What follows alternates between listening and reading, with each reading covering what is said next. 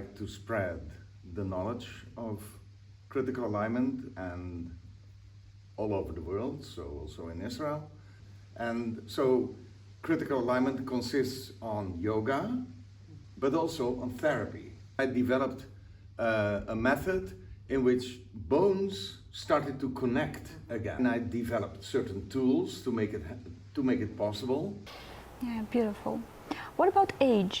Some people are reluctant to start their practice if they are 50 plus or 60 plus. Well, you know, the later the better. We all age, of course. We become so, and the main fear is the anatomical fear. Can our joints, our joints stable enough to reach that old age without issues? So people are 60 and 70 and they compare themselves to their sports activities. And you have to leave your sports at a certain age.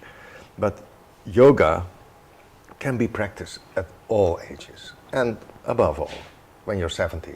70 is the new 50.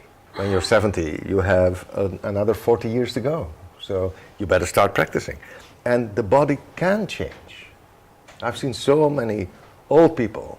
I mean, to be honest, I'm one of them.